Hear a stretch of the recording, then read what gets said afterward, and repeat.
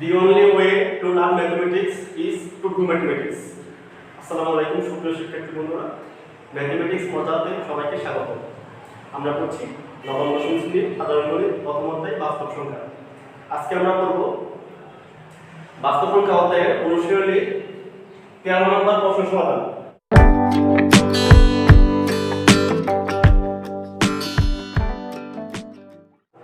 এর আগের ক্লাসে আমরা 12 নম্বর প্রশ্ন সমাধান করছিলাম।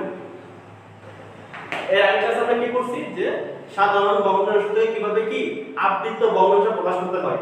আজকে আমরা পড়ব যে আবৃত থেকে কিভাবে সাধারণ ভগ্নাংশ নিতে পারি। ওটা হবে কি আবৃত থেকে কি সাধারণ ভগ্নাংশ কিভাবে নিতে পারি। সো আমরা কিভাবে আবৃত থেকে সাধারণ ভগ্নাংশ নিতে পারি এটা আমরা বেসিক আলোচনা করেছিলাম আমাদের 3 নম্বর পর্বে। 3 নম্বর পর্বে আমরা দেখাইছি যে কিভাবে বিস্তারিতভাবে করতে হয় ম্যাথটা এবং শর্টকাট নিয়মে করতে হয়, দুইটা আমরা দেখাইছি। সো এই পর্যায়ে আমি যে দুইটা করব আগে আমাদের মূল নিয়মে এবং বাকিগুলো করব কি শর্টকাট নিয়মে। সো তোমরা চাইলে 3 নাম্বার পর্বটা দেখে আসতে পারো। আচ্ছা তাহলে শুরু করা যাক। ক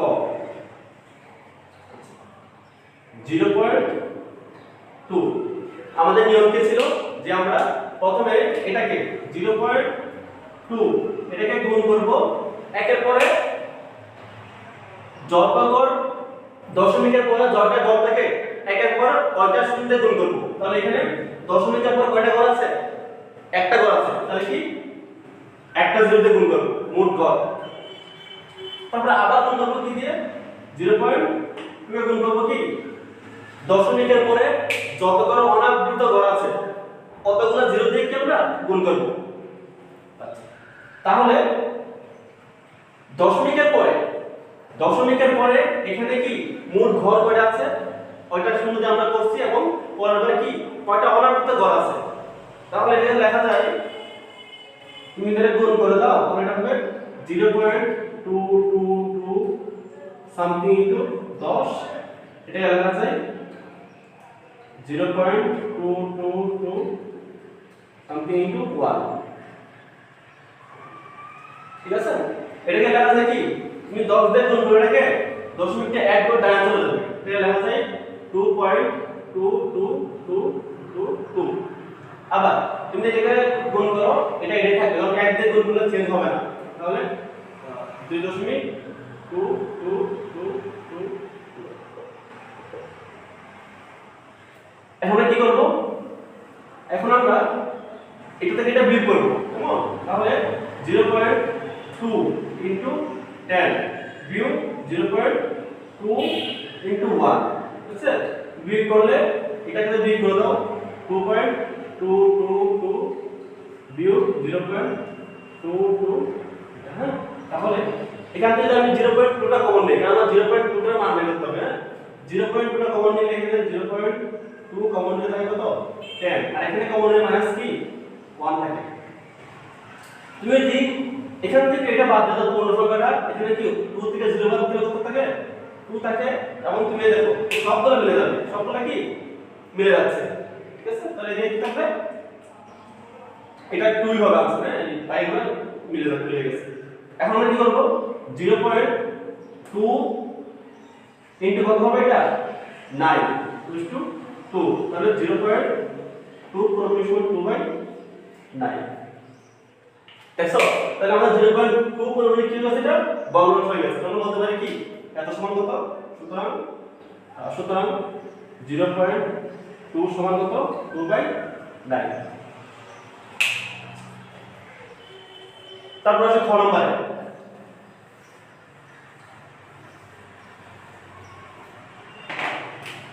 0.35।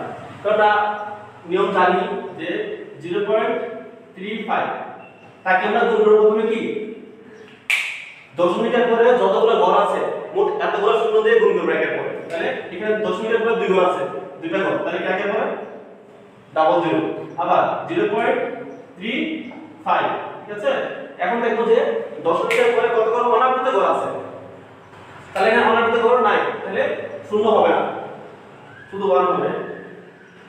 দেখে লেখা যায় কি 0 পয়েন্ট, এটাকে আমরা বড় করে ফেলি 35 মানে কি 35 যাচ্ছে মানে 35 35 35 যাবে, হ্যাঁ, ইনটু 100 একটা গুণ করলে এটা হবে 0.35 35 35 ইনটু কি 1, ঠিক আছে। এটাকে লেখা দেখি দেখো তো, তুমি 10 দিয়ে গুণ একসাথে গুণ করো, দশমিকটা 2 করে ডানে যাবে, 2 ঘর ডানে, তাহলে এখানে চলে দশমিক, তাহলে 35 একসাথে গুণ করলে কি হয় 35.35 35 35 35 যাবে, হ্যাঁ। আবার এটা গুণ করলে একে থাকবে 0.35 35 35, হ্যাঁ। তাহলে বি আবার কি বিয়োগ করে দাও এটাকে, তাহলে কি হচ্ছে বিয়োগ করলে কি হয় দেখো 0.35 গুণিত ইনটু 100 বিয়োগ মানে দাও না 0.35 ইনটু কত 1 ইকুয়ালস টু মিনিটে লিখ করলে 35.35 যাবে বিয়োগ 0.35 যাচ্ছে। তাহলে এখান থেকে 0.35 পুরোপুরি কমন নিয়ে নাও, 0.35 কমন নিলে কি থাকে এখানে, এখান থেকে কত 100 বিয়োগ 1 সমান সমান, এখানে কত আছে, এটা থেকে বাদ দিলে 35 আর এটা থেকে দশমিকটা বাদ দিলে থাকে না 0, তাহলে আমরা দেখতে পারি বা 0.35 ইনটু কত 99 সমান 35 বা 0.35 ইনটু সমান এটা গুণ আছে এদিকে ভাগ হয়ে যাবে বসে গেলে 35 ডিভাইড বাই 99, তাহলে আমরা কি পেলাম যে 0.35 এর আবৃত সাধারণ ভগ্নাংশের উপলকে 35.99। এভাবে আমরা চাইলে সবগুলো করতে পারি। আমাদের মূলটা জিনিসটা কি যে আমরা প্রথমে কি এই সংখ্যাটাকে আমরা দুইবার গুণ করব। কিভাবে? প্রথমে দেখব এর দশমিকের পরে কতগুলো মূল ঘর আছে, একের পরে দশমিক দিয়ে গুণ করব এবং তারপর দেখব যে দশমিকের পরে কতগুলো অনাবৃত ঘর আছে, কতগুলো শূন্য থেকে আবার গুণ করব একের সাথে। তাহলে সুতরাং এটা এর সাধারণ ভগ্নাংশ কত 35 ভাগে 35/9 অথবা 99 ভাগে 35, ঠিক আছে। তারপর গণনা, হ্যাঁ দেখো আমরা চাইলে এই ম্যাথটাকে চাইলে শর্টকাটে করতে পারি। কিভাবে শর্টকাটে 0.35, তাই না? আমরা আমাদের নিয়মটা কি ছিল যে আমরা সবটা লিখব একেবারে, তাহলে কত হচ্ছে 35 বিয়োগ করব কি যে পূর্ণপূর্ণিকের আগে পূর্ণপূর্ণিকের আগে যতগুলো ঘর আছে সব আবার লিখে দেব আমরা। তাহলে পূর্ণপূর্ণিকের আগে কত আছে 0 আছে না, তাহলে কি 0। আমাদের যতগুলো আবৃত থাকবে অতটা 9 আসবে, এগুলো কি 9 এবং অনাবৃত যতটা অতটা শূন্য আসবে, এখানে অনাবৃত নাই শূন্য আসবে না, সুতরাং কি আমাদের आंसर হবে এটা।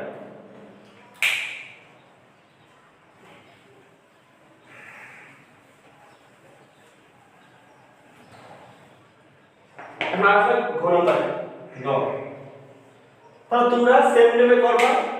এটা কি প্রথমে দেখো আমি এটা লিখা করি 0.13, এটাকে 0.13 এটা কত গুণ করব কি দশমিকের পরে কয়বার আছে মোট 2 ঘর, তাহলে 1 দিয়ে দুইটা শূন্য, আবার 0.131।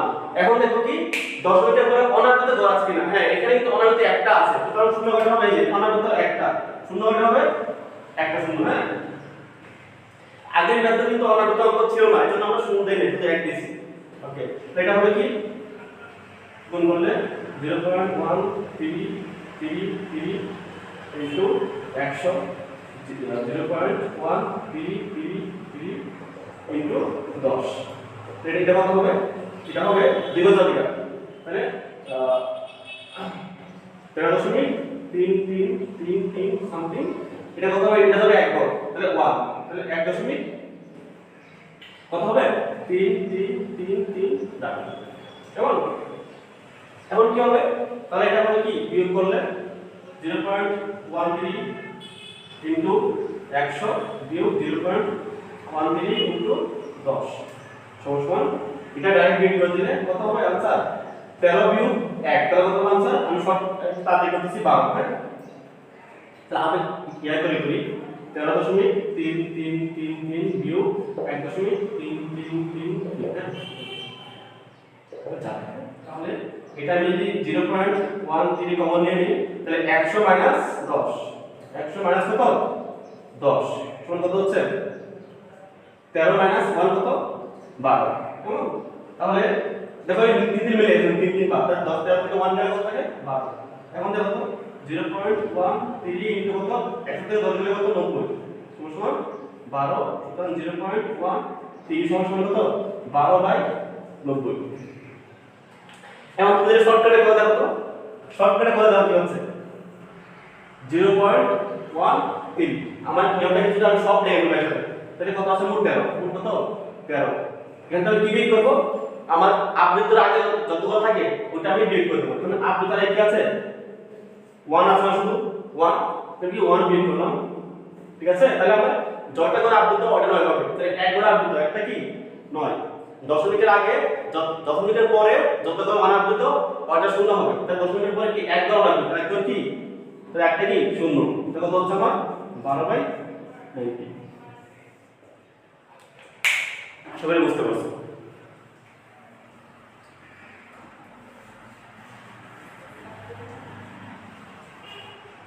তারপর ঘ নাম্বার ঘ 3.78 এটা সব নরমাল আমরা করে নেব এটাকে যে সবটাই গুণ হবে 378 বিয়োগ। এখন দেখো তো আবৃত্তির আগে যতগুলো আছে কত আছে 37 কত 37 লিখে বিয়োগ করে দিলাম এটাকে হ্যাঁ। তারপর আবৃত্তি একটা আছে একটা নয় আবৃত্তি দশমিকের পরে অনাবৃত্ত আছে 1 তাহলে একটা 0 বিয়োগ করা হচ্ছে 1 হচ্ছে 7 থেকে 3 হলো 4 1 হচ্ছে 3 341 বিয়োগ 90 এটা হলো आंसर। তো তুমি চাইলে এটাকে আমাদের ওই আগেগুলো করতে পারো যে এটা কি 3.78 প্রথমে কত দিয়ে গুণ করবা 100 দিয়ে তারপর 3.78 পরে কি 10 দিয়ে কারণ আবৃত্তির পরে এক ঘর আছে দশমিকের পরে আবার আবৃত্তি একটা আছে একটা 0 মোট ঘর আছে দুইটা দুইটা দিবে।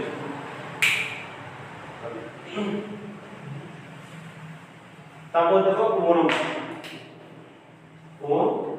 6.2309 তো এটা আমরা ওইভাবে করি দেখো তো 6.2309 ঠিক আছে। এটাকে আমরা কি করব প্রথমে দশমিকের পর যতগুলো ঘর আছে মোট ঘর 4টা তাহলে 1 2 3 4টা সঙ্গে গুণ করব আবার 6.2309 আবার দশমিকের পরে অনাবৃত ঘর আছে ওটা একটা তাহলে 1 দিয়ে হবে 0 তাহলে তুমি লিখো 6.2309 এসে এখানে লিখো 309 309 309 যাবে যাবে ইনটু কত 1000 6.2309 309 309 ইনটু কত যাবে যাবে যাবে কত 10 হ্যাঁ।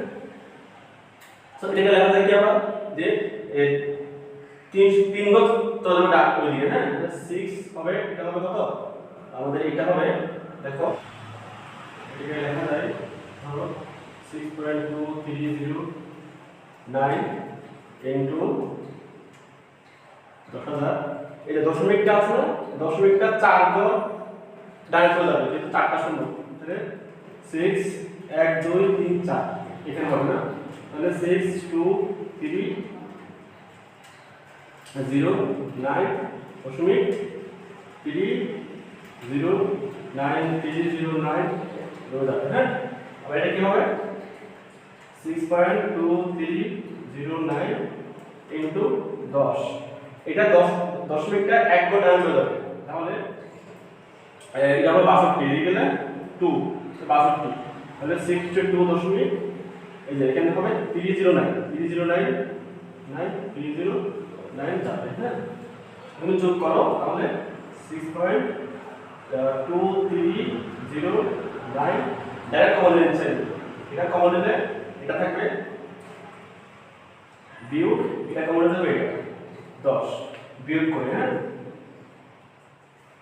এখানে কি থাকবে এখানে থাকবে তোমার এই যে এটা থেকে এটা বাদ দিলে এটা থেকে বাদ দিলে 0 এটা থেকে বাদ দিলে কত থাকবে 9 থেকে 2 গুণ 7 এখানে কত 10 10 এর 4 গেলে 6 গেলে 4 এখানে থাকবে কত 2 এখানে কত থাকবে 2 এখানে কত 6 ঠিক আছে আচ্ছা এটা সমান ভাগ এটা কি 6.230 ইনটু এটা কত 9990 সমান সমান 7 সুতরাং 6.2309 equals to 62247 আশা করি ক্লিয়ার সো এই ধরনের ম্যাথগুলো তোমরা চাইলে দুই নিয়মে করতে পারো একটা হলো কি আমাদের মূল নিয়মে একটা শর্টকাট নিয়মে সো পরীক্ষায় আসলে তোমরা চেষ্টা করবে আমাদের মূল নিয়মে এই নিয়মে করার জন্য এবং অবজেক্টিভে যদি আসে তাহলে শর্টকাটে করে দেবা আচ্ছা তাহলে আজকে এই পর্যন্তই আগামী ক্লাসে আমরা এর পরবর্তী ম্যাথগুলো করার চেষ্টা করব ইনশাআল্লাহ সেই পর্যন্ত সবাই ভালো থাকো সুস্থ থাকো পাশে থাকো আসসালামু আলাইকুম